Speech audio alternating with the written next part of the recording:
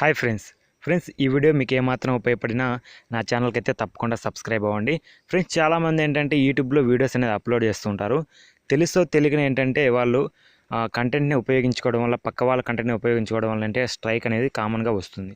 ఆ స్ట్రైక్ వచ్చినప్పుడు ఏం చేయాలి, అలాగే వచ్చిన తర్వాత ఏం చేయాలి నేనైతే ఎక్స్ప్లెయిన్ చేస్తాను చూడండి. దానికోసం ఏంటంటే మీరు సింపుల్గా మీకు ఏ వీడియో అయితే స్ట్రైక్ వచ్చిందో అది నాకు ఇక్కడ చూస్తున్నాను కదా, నాకు ఈ మధ్య ఏంటంటే ఒక స్ట్రైక్ రావడం జరిగింది.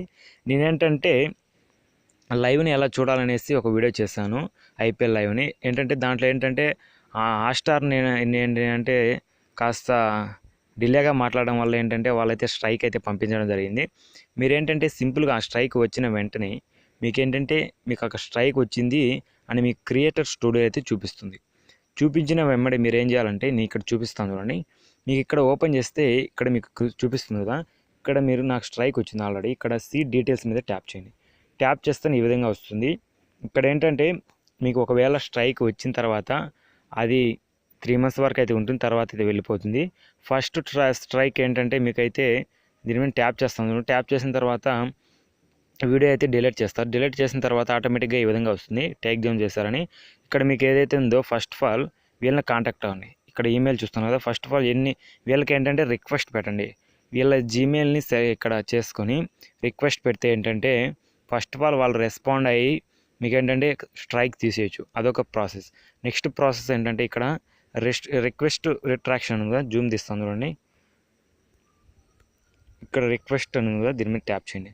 దీని మీద ట్యాప్ చేసి ఏంటంటే మీరు ఏదైతే ఓన్గా చేశారో మీరు అది ఓన్ కంటెంట్ అనుకుంటే మాత్రమే ఇది ట్రై చేయండి.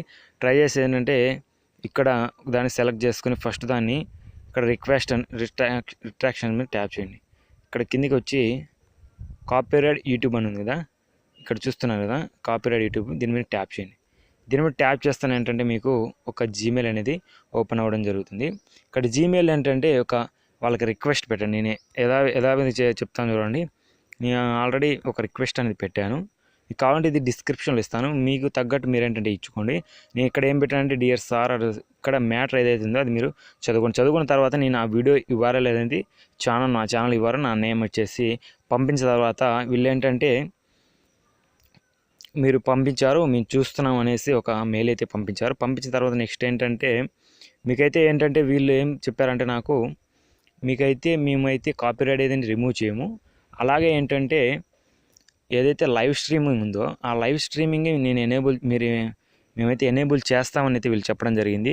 ఆ లైవ్ స్ట్రీమింగ్ అనేది ఫస్ట్ ట్రైక్ అయితే డిసేబుల్లో ఉంటుంది. నేను రిక్వెస్ట్ పెట్టిన తర్వాత ఏంటంటే నాకు మళ్ళీ ఎనేబుల్ అయితే అయింది. ఈ విధంగా ఏంటంటే ఒకవేళ మీ ఓన్ కంటెంట్ అయితే వాళ్ళు ఏం చేస్తారంటే వెరిఫై చేసి హ్యూమన్ వెరిఫై తర్వాత అక్కడ స్ట్రైక్ ఏదైతే ఉందో దాన్ని తొలగించడం జరుగుతుంది. ఇప్పుడు నాకు లైవ్ స్ట్రీమింగ్ ఎనేబుల్లో ఉందో లేదో చూపిస్తాను. ఒకసారి నేను క్రియేటర్ స్టూడియోకి వెళ్తాను. వెళ్ళిన తర్వాత ఏంటంటే ఒకసారి బ్యాక్ వస్తాను చూడండి. బ్యాక్ వచ్చిన తర్వాత ఏంటంటే నాకు ఇక్కడ జూమ్ అవుట్ చేసుకున్నట్లయితే ఇక్కడ లైవ్ స్ట్రీమింగ్ అనేది నా ఛానల్లో అయితే ఎనేబుల్లో ఉంది. ఇక్కడ మీరు చూడొచ్చు నా ఛానల్లో ఆల్రెడీ ఒక స్ట్రైక్ ఉంది, అయినా కూడా ఏంటంటే లైవ్ స్ట్రీమింగ్ అనేది ఎనేబుల్లో ఉంది. ఇలా ఏంటంటే మీకు ఒక స్ట్రైక్ వచ్చినప్పుడు మీరు ఇక్కడ రిక్వెస్ట్ పెట్టుకొని ఏంటంటే ఆ స్ట్రైక్ రిమూవ్ చేసుకోవచ్చు. లేదా స్ట్రైక్ ఒకవేళ రిమూవ్ కాకుంటే అట్లీస్ట్ లైవ్ స్ట్రీమింగ్ అన్న 3 months వరకు అయితే ఎనేబుల్ చేసుకోవచ్చు.